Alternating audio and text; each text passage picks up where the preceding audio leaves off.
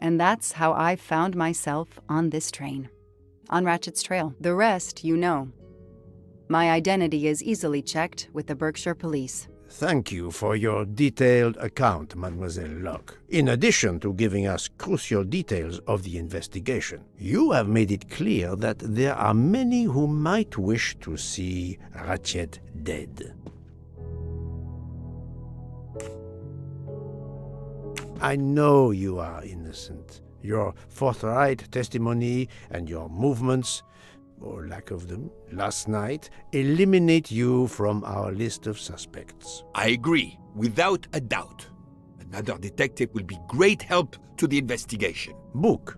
Although my friend certainly does not need any help. You are too kind. Thank you for believing me.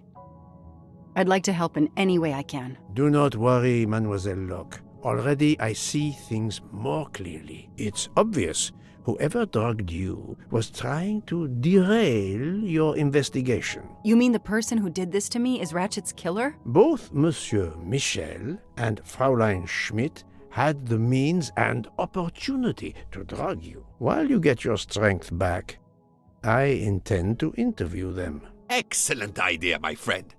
All this excitement has whetted my appetite. I'm sure Mademoiselle Locke won't say no to a good, invigorating meal. What? No. I want to hear what the conductor and Fräulein Schmidt have to say for themselves. It is my duty to ensure the well-being of the passengers. If Dr. Constantine has no objection, I will escort you to the restaurant car. On the contrary, some food will do her the greatest good. Well, I'm still a little shaky. Mr. Poirot, will you please keep me informed about what you learn? You may be certain of it.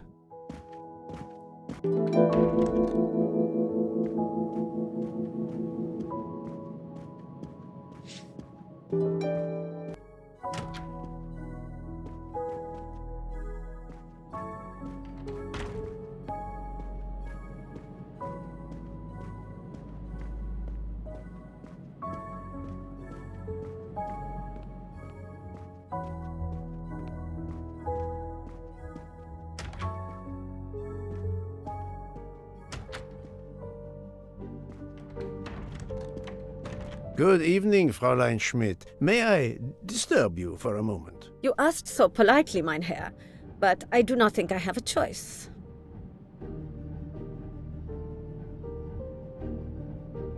I wanted to let you know that your roommate, Mademoiselle Locke, is awake. Ah, yes, I'm glad to hear that. I was worried about her.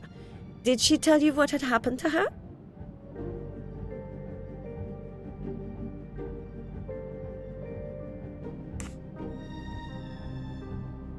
Unfortunately, she doesn't remember much, but we found a residue of a sleeping pill in her cup of tea. Since you two were alone together in your room when she drank it, who else but you could have drugged her? Must I point out I do not make the tea on this train? You should question the conductor or the kitchen staff.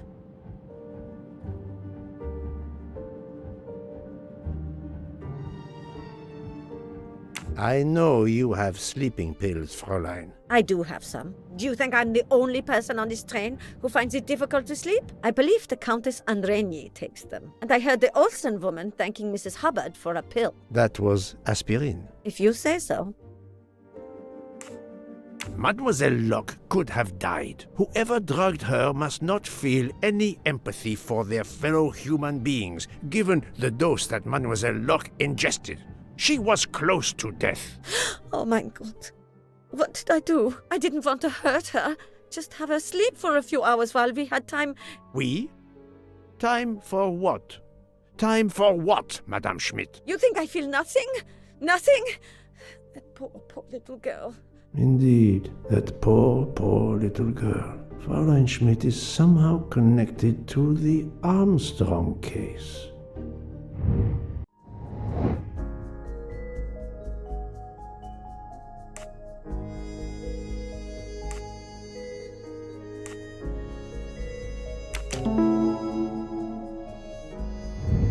That was easy. Fräulein Schmidt, I have a certain reputation for sniffing out... I am not a murderer. Forgive me, but I was going to say brilliant chefs. You were the Armstrong family's cook, were you not? But yes, I was the cook of that lovely, lovely family. I'm sorry, but I must ask you to give me some time to collect myself. It wasn't supposed to be like this, my darling, my poor darling child. I will give you that time, Fräulein. You have given me much more in exchange. I must check in with my other suspects to make certain I have all the pieces of the puzzle in my possession.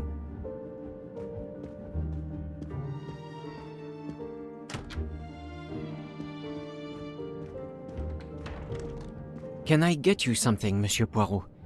Everyone is so tense. An aperitif soon, Monsieur Fauchet, with pleasure, when the matter is resolved.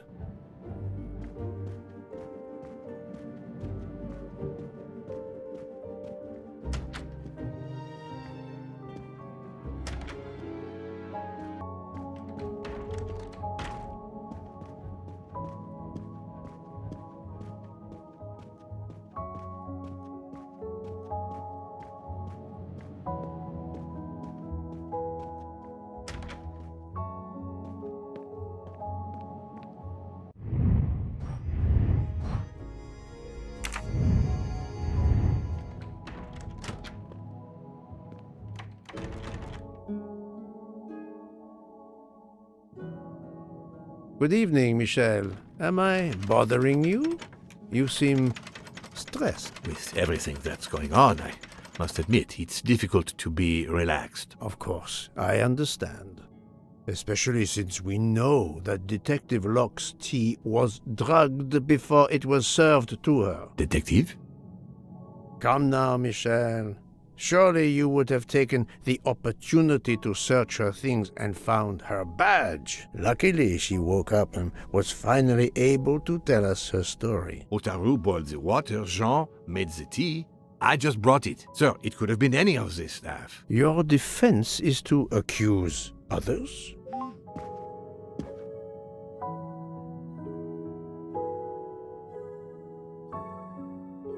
You have a network connection? No, unfortunately. It's just an automatic reminder to pay my rent. I always forget, and my landlord complains. Pierre Michel had to be involved in the murder. The drugged tea, his post at the end of the hall, and now I know why I know more than one of those people on the screen.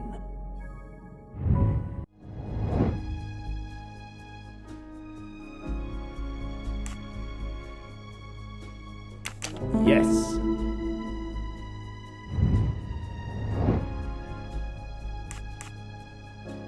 Fantastic.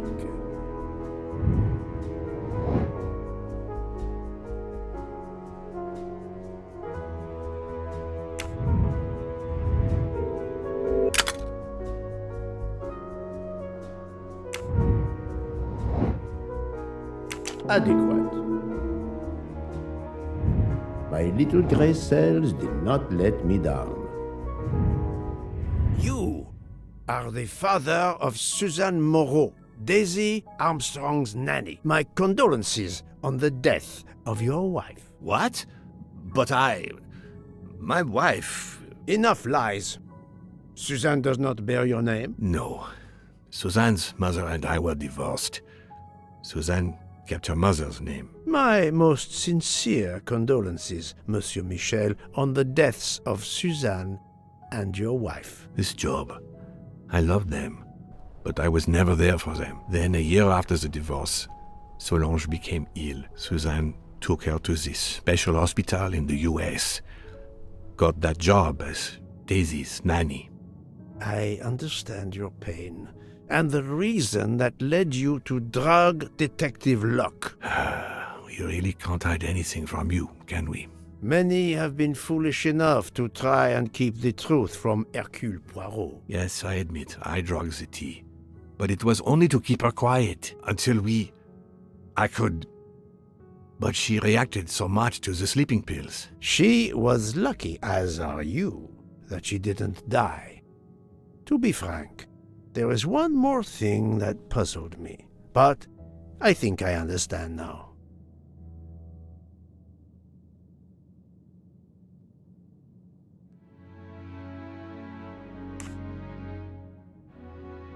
Monsieur Hardman was Suzanne's fiancé. Huh. I have the impression my whole life to you is an open book. Yes, Cyrus was my daughter's fiancé. I almost consider Cyrus as my own son. Of course, much more is clear now. I have been patient long enough. It is time to go and see what all the commotion is next door.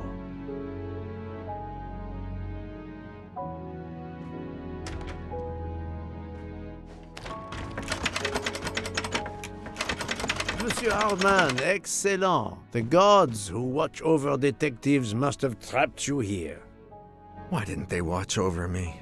I'm a detective too. I was talking to Michelle about a leaky faucet, and I wanted to go out, but you showed up. No need to invent some preposterous story. But really, Michelle has told me everything. You are the fiancé of Suzanne Moreau, his daughter. Oh. I see. Surely this is not a big surprise to you. No. Suzanne was the only woman I ever loved. And I failed her. We got into a spat.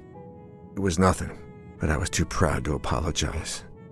We weren't speaking at all. Suzanne never really cared for that guy Noah. She would have forgiven me. If only. If only. If only. A common refrain between lovers who quarrel.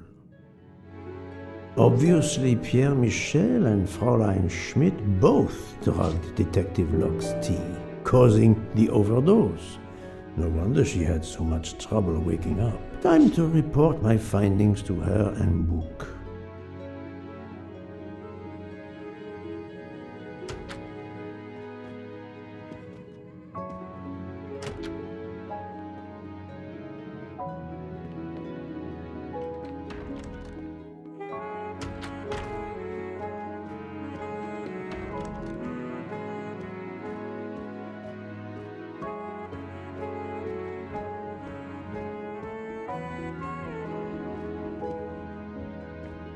So, my friend, tell me, you have something new? Mademoiselle Locke, I know who drugged you.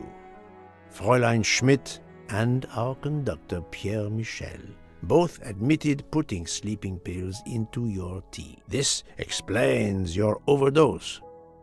They are relieved you are recovering. Michel drugged a passenger? On behalf of the company, I offer my apologies to you, Mademoiselle Locke. Michel will answer for this outrage. Both of them? I was pretty sure about Fräulein Schmidt, but I admit that I did not suspect the conductor. I have uncovered multiple connections with the Armstrong case. Pierre Michel is the father of Suzanne Moreau, little Daisy's nanny, and Monsieur Hardman was Suzanne's fiancé. As for Hildegard Schmidt, she was the cook of the Armstrong family. What a coincidence, don't you think? But it's incredible! What are the odds that so many people linked to that tragic affair ended up on the same train? About the same as you winning the lottery, my friend. I wasn't the officer who interviewed Fräulein Schmidt back then, so she couldn't recognize me here on the train. How could they know who I was? There were other passengers who might have. Or she may have seen you when you visited the Armstrong home. It is now clear to me that some of the clues to this elaborate plot were staged for my benefit.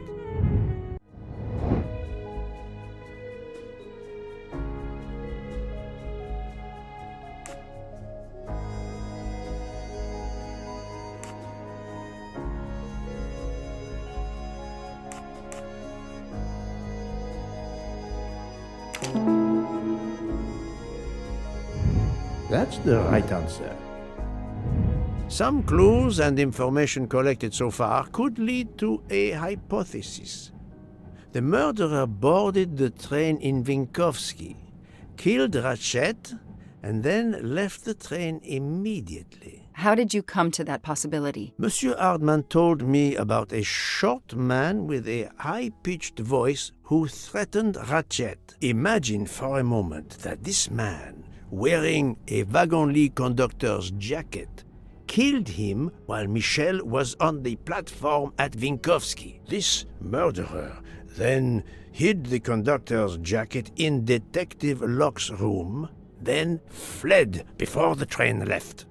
Why choose Detective Locke's room? Why, indeed.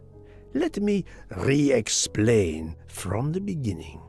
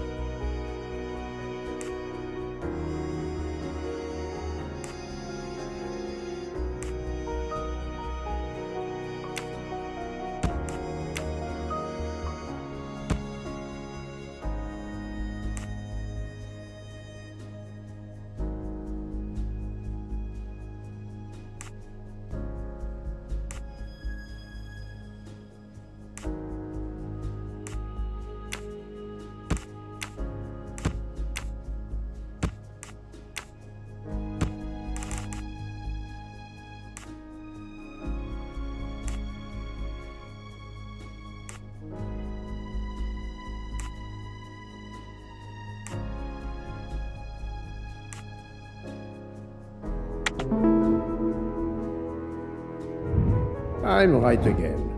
That happens to me a lot. Mon Dieu! Oui! That must be it! Everything fits so well! It fits too well, my friend. Other clues lead to a second hypothesis, much more plausible.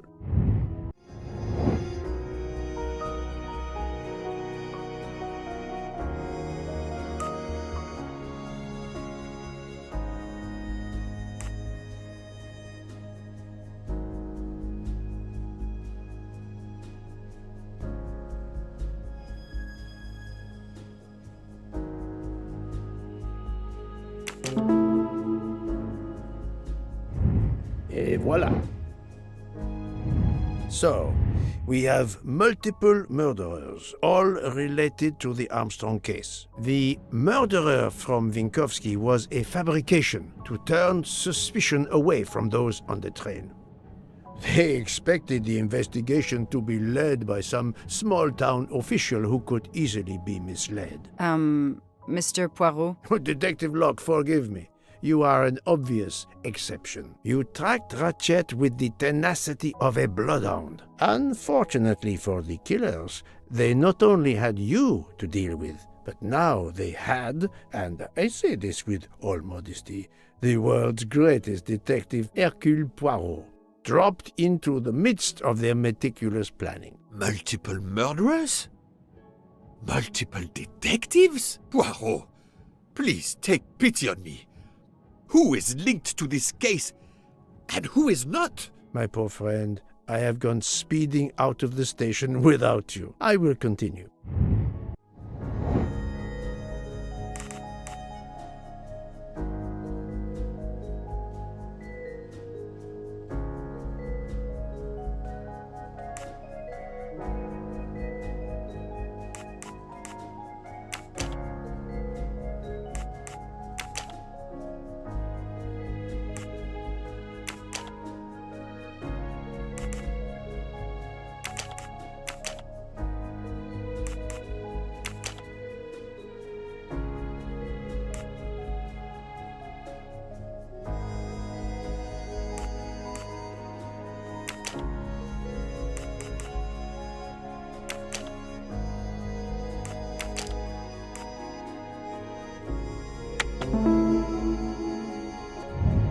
That was easy.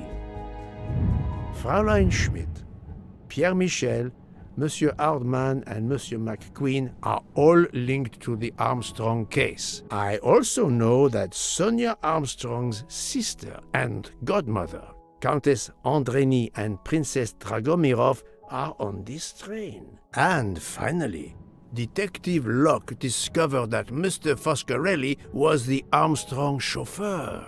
If we add Detective Locke and Ratchet, of the 12 passengers in that coach, 9 have a connection with the Armstrong case. What next, Poirot?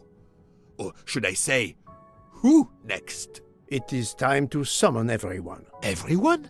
Even Dr. Constantine? The train crew other than Michel? Dr. Constantine, yes. I will need him.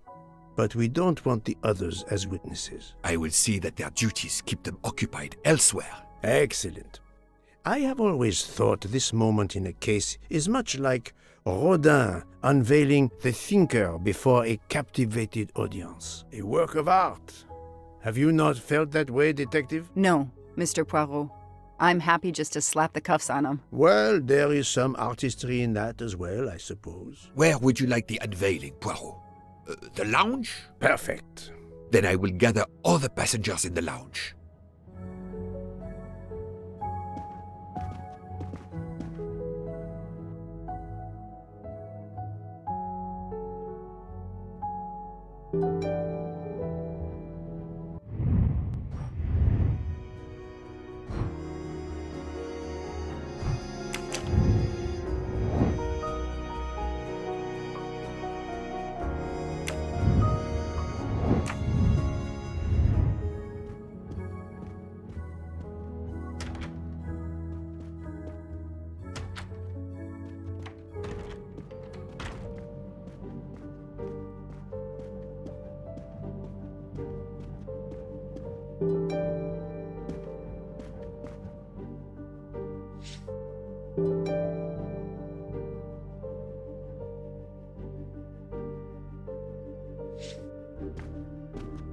Monsieur Bouc, are the train crew locked in their quarters? Yes, they are. Then the stage is set for the final act.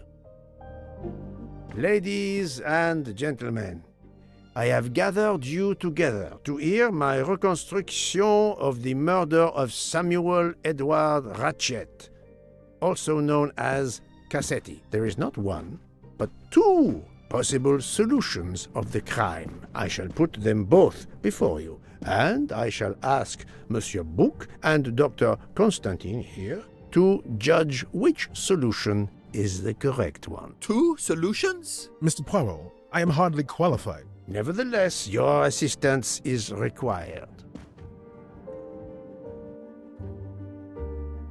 Now, you all know the facts of the case. Ratchet was found stabbed to death this morning. He was last known to be alive at 12:37 a.m. last night, when he spoke to the wagon-lit conductor through the door. His watch was found to be badly dented, and it had stopped at 1:15. Dr. Constantine, who examined the body, puts the time of death as having occurred between midnight and 2 in the morning. At half an hour after midnight, as you all know, the train ran into a snowdrift. After that time, it was impossible for anyone to leave the train. So, here is my first theory. The enemy, as Ratchet expected, joined the train at Vinkovsky by the door left open by Captain Arbuthnot and Monsieur McQueen, who had just descended to the platform. He was equipped with a wagon-lit jacket, which he wore over his ordinary clothes, and a pass key which enabled him to gain access to Ratchet's compartment in spite of the doors being locked. Ratchet was under the influence of a sleeping draught. This man stabbed him with great ferocity, 12 wounds in all. He left the compartment through the communicating door to Madame Hubbard's compartment. Yes, that's so. Scared me half out of my wits. The murderer thrust the dagger he had used into Mrs. Hubbard's handbag in passing. Without knowing it, he lost a button of his uniform. Then he slipped out of the compartment and along the corridor. He put the uniform jacket into Detective Locke's suitcase to cast suspicion on her. And a few minutes later, dressed in his ordinary clothes, he left the train just before it started off again, using the same means for egress, the door near the dining car.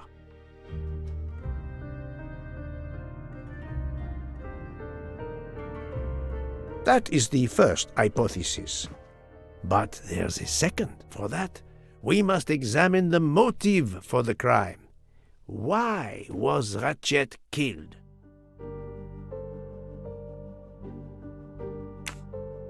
The motive is clear.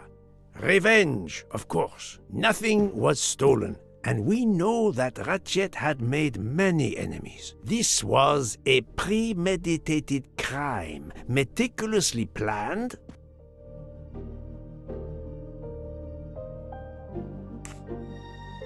Since the kidnapping and death of little Daisy Armstrong, which traumatized many people close to the family. Even when the police concluded that it was Suzanne Moreau, questions remained. Detective Locke continued her investigation, as did others. They became convinced the truth lay elsewhere. We now know who the real murderer of Daisy is.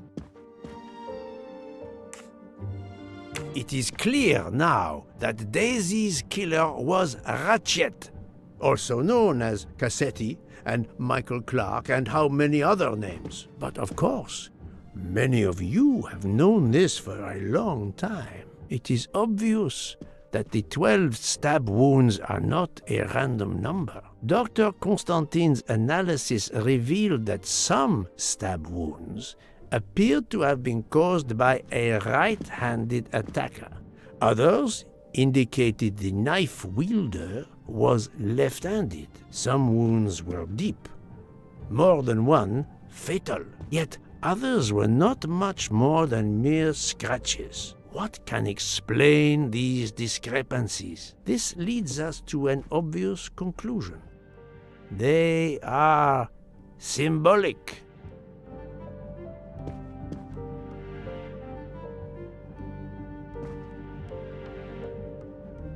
"12 stabs. 12! The same number as a trial jury in the United States. But not just a jury of 12 members condemning him to death, but 12 executioners as well. This self-appointed jury had meticulously planned for everything except Snow. snow. The avalanche that stopped us, as well as the presence of not one but 2 detectives on the train. They had to improvise, to hastily add clues and false leads.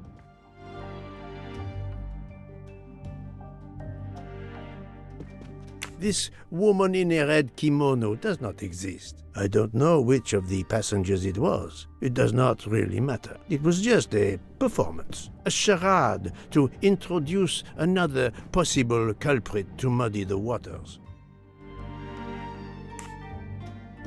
The time on Ratchet's broken watch was deliberately set to conceal the true time of the crime.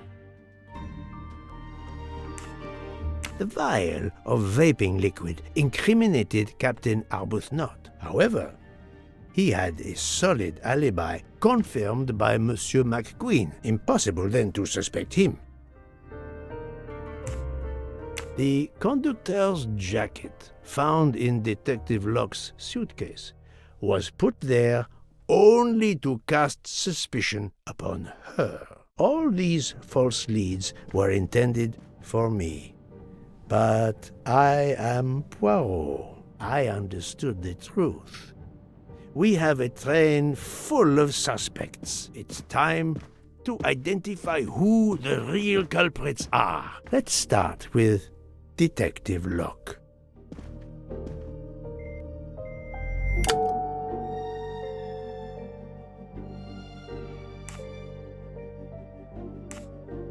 Planting the conductor's jacket in her suitcase was an attempt to implicate Detective Locke, but she couldn't fake her drugged condition. Dr. Constantine can testify that the drugged tea incapacitated her for hours, and she had 2 relapses. Let us move on to Monsieur McQueen. When I told him about Cassetti, he looked very surprised that I managed to make the connection between him and the Armstrong case. He told me, "But I thought we had..." I think he meant...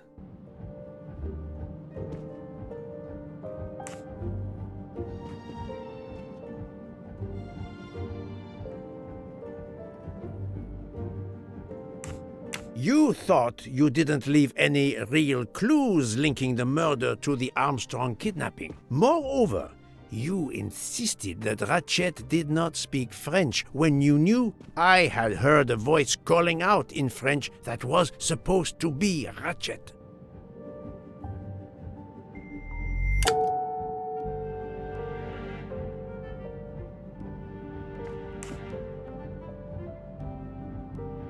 You took some pleasure in leaving me false clues, I think. It was quite annoying.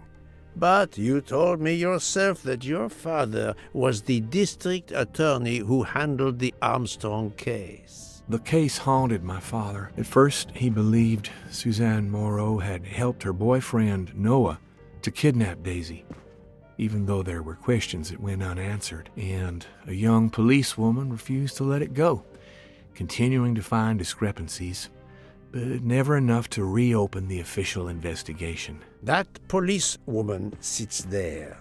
Her name is Joanna Locke. Then tell him.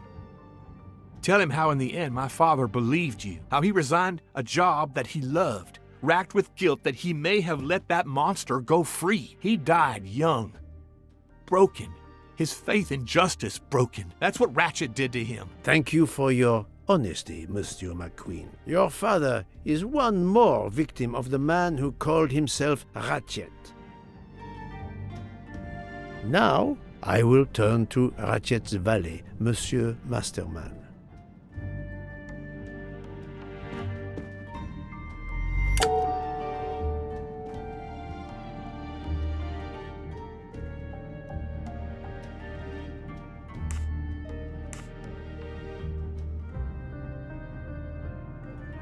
Ratchet sensed danger close to him and naturally wanted to stay awake. You gave him sleeping pills without his knowledge. Once he was sound asleep, you could do what you had to do in peace. Sir, I'll tell you the truth. I was Colonel Armstrong's adjutant in the war, sir, and afterwards, I was his valet in New York. I'm afraid I concealed the fact this morning. It was very wrong of me, sir, but I knew how suspicious it would look. Is that all you have to say? That's all, sir.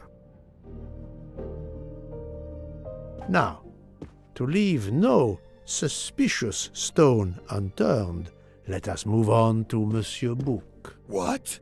Me? A suspicious stone?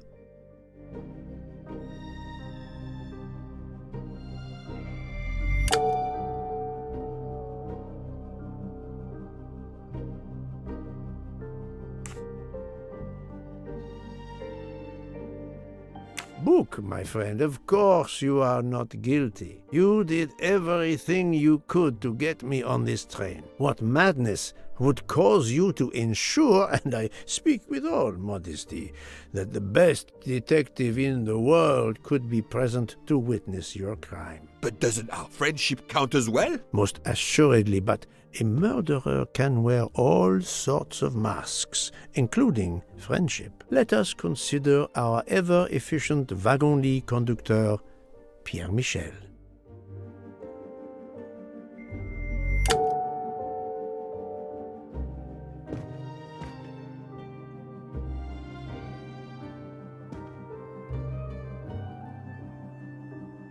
Your admission that you drugged Detective Locke immediately incriminates you. But The murder could not have been possible without your very capable assistance. Your knowledge of train procedures made the murder possible, and your position in the corridor of the train allowed you to be the perfect alibi for several passengers.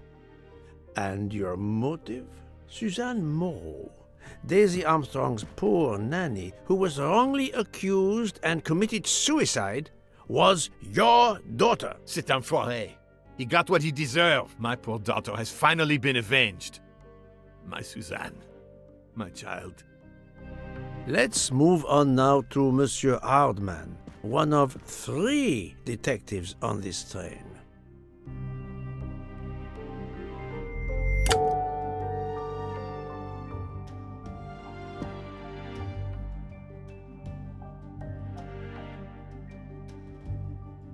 Monsieur Hardman, I think you are a real detective, but you were never hired by Ratchet. Your alibi was that you were watching the corridor to protect Ratchet, which, of course, you never did. You protected Pierre Michel. However, we just saw that his alibi doesn't hold up, so neither does yours. I don't know about the conductor. Being Suzanne's fiancé, you had a substantial motive to punish Ratchet. You used your detective skills, just as Detective Locke did, to hunt him down and finally avenge the death of your beloved. That's right, Mr. Poirot. I do have some detective skills. I never doubted it. Now, Fraulein Schmidt, the lady's maid with the soul of a cook.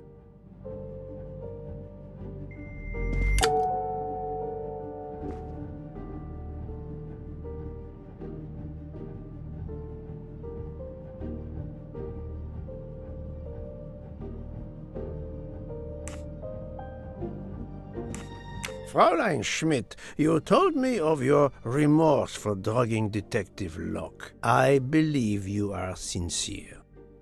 However, as the cook of the Armstrong family, you experienced the drama from within. The death of Daisy, then Sonia Armstrong, who died in childbirth, and finally, Suzanne and John Armstrong. So much misfortune in that poor family. The death of this criminal is only justice. Let us move on to Countess Andrény. I was impressed by the earnestness of her husband when he swore to me solemnly on his honor that his wife never left her compartment that night. Should I believe it? Even if it seems logical, it's more complicated than that. I believe Countess Andrény.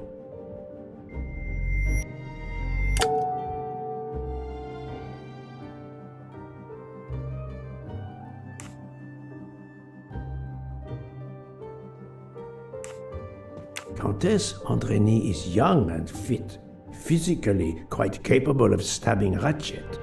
The problem must be somewhere else. Countess Andrény, being Sonia Armstrong's sister, you had every reason in the world to want to avenge her. But you were incapable of stabbing someone, even after what he had done to you and your family. The night of the crime, you simply took a sleeping pill. I appreciate the irony that nearby, Detective Locke was also in a drugged sleep. When you awoke, you thought the nightmare was over. Rudolph? Hush, my love. Hush. Excellent transition. I was coming to you, Count Andrény.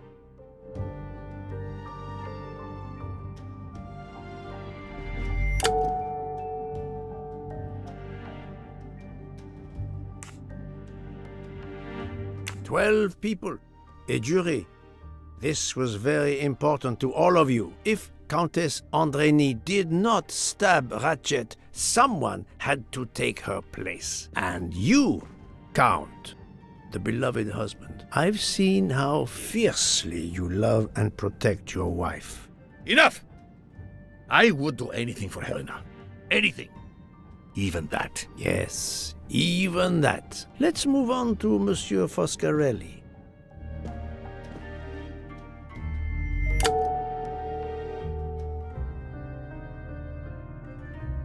Detective Locke found out that you were the Armstrong chauffeur, and that you planned to travel on the same train at the same time as Ratchet. That is what made her decide to obtain a ticket as well. Unfortunately, she could not prevent the murder.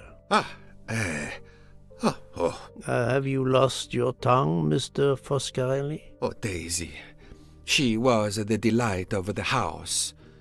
Tonio, she called me. And she would sit in the car and pretend to drive me. And you, Mademoiselle Olson, a champion for the immigrants, a worthy calling.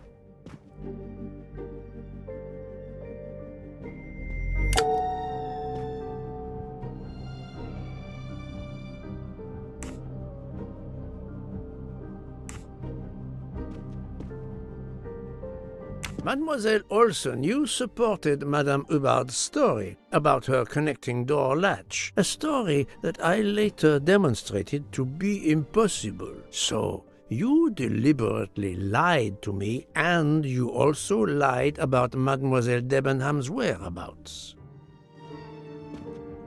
Enough! I can't take this anymore! I know what you want from me, Mr. Poirot. Very well. Here it is. She was my little Daisy, my angel, so patient. When I patched a scrape or took her temperature, that was my job. But she was so much more to me. She was a shining light in an ever-darkening world. I've tried to honor her by caring for children who have lost everything. Thank you, Mademoiselle Olson. You too shed light on your part in this mystery. You were Daisy Armstrong's nurse. I will ask you no more questions. It is enough that you have admitted what I know to be the truth, and I understand. Let's move on. Dr. Constantine. You suspect me? I know none of these people. I didn't know Ratchet either, and I've taken a solemn oath to help people, not murder them.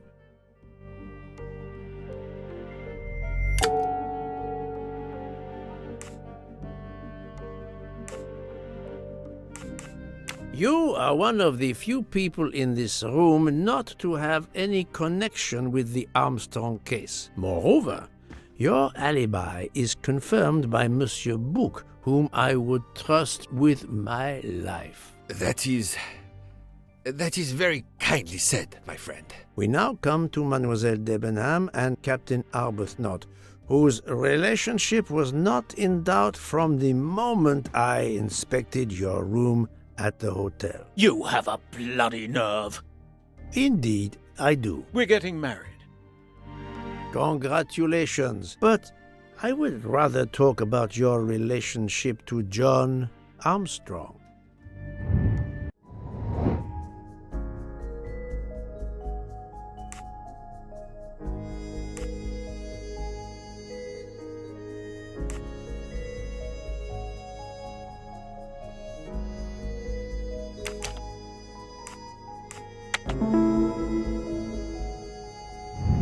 Et voilà.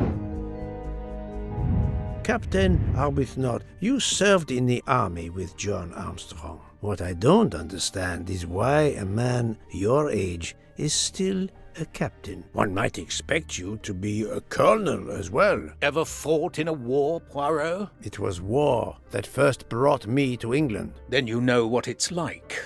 There's a shattering sound, and death, and mistakes, acting on intelligence that proved to be wrong. I sent a patrol to their death. Good men, brave men, wasted. John testified on my behalf at a court-martial. I'm not a colonel. I don't deserve to be, you bloody fool. But I'm also not in prison. John remained my best friend until... There, you have my story. Understand now? Archie, calm down, please. You're right, Mary. What you see in me, I don't understand. Oh, Archie, I see in you what John saw. Miss Debenham, I'm sorry. My turn, is it? I'm afraid so. And you have caused me quite a puzzlement. Your connection with the Armstrong family was not obvious. Then I remembered the job you currently hold.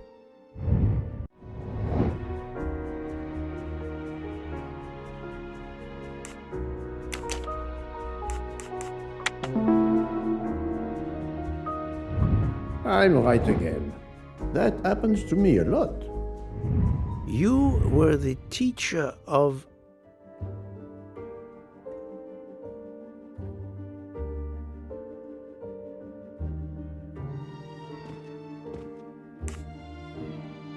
You were the teacher of Helena Andrény, whose maiden name was Helena Goldenberg before she married Count Andrény. Yes, absolutely. Why lie to you?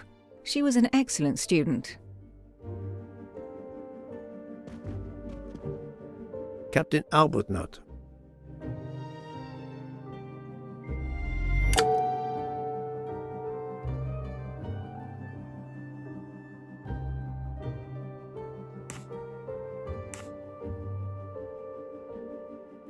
You had one of the strongest alibis, thanks to Mr. McQueen. But his testimony melted like a snowflake. There went your alibi. Poof! Unless you have another one. As for you, Mademoiselle Debenham,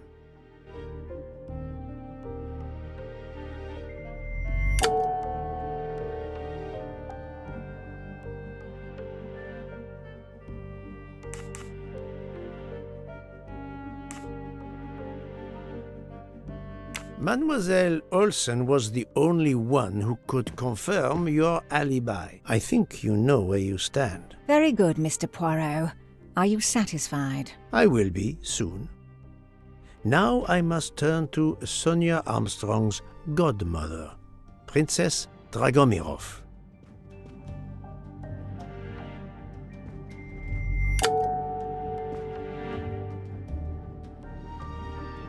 Princess Dragomirov, you weren't on my list of suspects at the start, given your social position. I left my social position in a cold country. Do you object to being addressed as Princess? I deny people the opportunity. It makes a good story to tell their friends. It also guarantees a good table in the best restaurants. Princess, there is also, forgive me, your extreme physical fragility. It does not stop me when I must be strong. Indeed.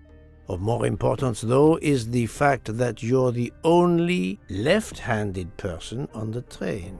And the single blow to ratchet from a left-handed person was very, forgive me, weak.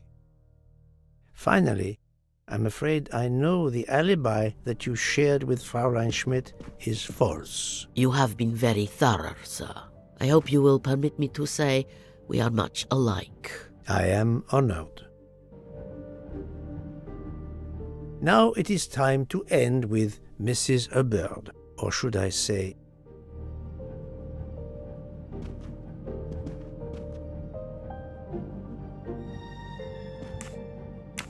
Think, Poirot, that is not a good answer. Linda Arden. If Princess Dragomirov hadn't told me about her relationship with this famous actress, I might not have made the connection. But you are a great actress, madame. Your performance as a flighty, self-involved woman was superb. I never would have guessed something entirely different. As for what ties you to the Armstrong family, it is obvious.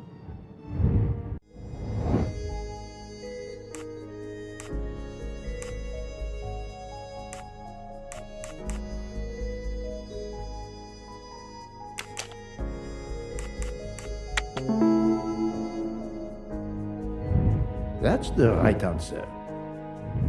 Mrs. Hubbard, you are the mother of Sonia Armstrong and Mrs. Andreni.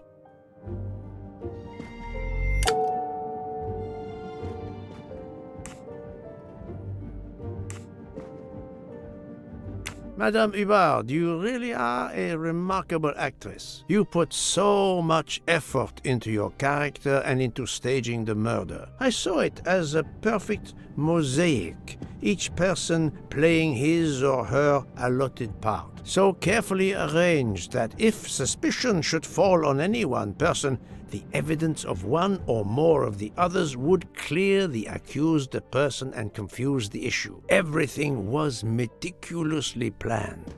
But you hadn't expected that Detective Locke and I would be on this train, and the avalanche would block it on the night of the murder. You had to improvise. But again, improvisation would be another of your skills as an actress. So you came up with the story that the latch on the door that communicated with Ratchet's compartment was hidden by the handbag. I always fancied myself in comedy parts. That slip about the sponge bag was silly. Shows you should always rehearse properly. You know all about it, Mr. Poirot. You're a very wonderful man, but even you can't quite imagine what it was like. That awful day. I was just crazy with grief. So were the servants. We decided then and there that the sentence of death that Ratchet had escaped had got to be carried out. There were 12 of us, or rather 11. Suzanne's father was over in France, of course. First we thought we'd draw lots as to who should do it, but in the end we decided on this way. It was the driver, Antonio, who suggested it. Mary worked out all the details later with Hector McQueen. It took a long time to perfect our plan. We first had to track Ratchet down. Hardman managed that in the end. Then we had to try and get Edward and Hector into his employment. Well, we managed that. Then we had a consultation with Suzanne's father. Captain Arbuthnot was very keen on having 12 of us. He seemed to think it made it more orderly. He didn't like the stabbing idea much, but he agreed that it did solve most of our difficulties. Well, Suzanne's father was willing. Suzanne had been his only child. We knew from Hector that Ratchet would be coming back from the east, sooner or later, by the Orient Express. With Pierre Michel actually working on that train, the chance was too good to be missed. My daughter's husband had to know, of course, and he insisted on coming on the train with her. Hector wrangled it so that Ratchet selected the right day for traveling when Michel would be on duty. And then, at the last minute, you came. For the rest of the story, you worked out everything, Mr. Poirot. You were right about all of us. What are you going to do about it? If it must all come out, can't you lay the blame upon me, and me only? I would have stabbed that man 12 times willingly. It wasn't only that he was responsible for my daughter's death, and her child's, and that of the other child who might have been alive and happy now. It was more than that. There had been other children kidnapped before Daisy, and there might be others in the future. Society had condemned him. We were only carrying out the sentence, but it's unnecessary to bring all these others into it, all these good, faithful souls. You are a director of the company, Monsieur Bouc. What do you say?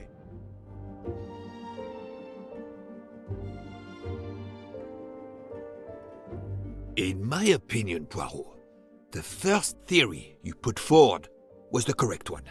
Decidedly so. I suggest that that is the solution we offer to the police. You agree, Doctor? Certainly, I agree.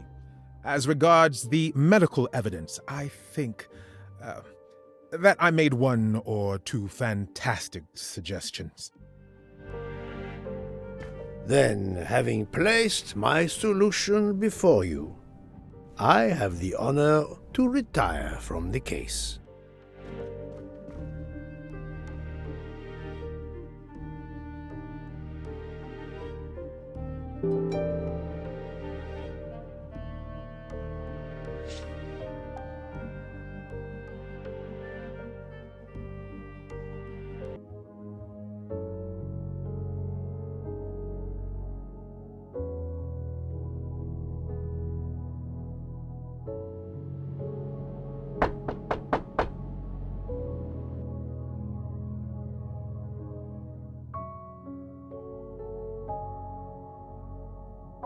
I'm sorry to wake you up in the middle of the night, Poirot, but it couldn't wait. There was a detail that bothered me in my preliminary autopsy of Ratchet's body. I went back to examine the body and I discovered a wound covered by another. The blow I hadn't seen was delivered by a thinner, sharper blade. So there were not 12, but 13 stab wounds. 12 stabs for 12 jurors. It doesn't work with 13 wounds. The symmetry is destroyed. It can't be one of the culprits who stabbed him twice? Doctor, a different knife was used. There is only one explanation. Somehow, some way, there is a 13th murderer on this train. We must tell Book. The case is not solved.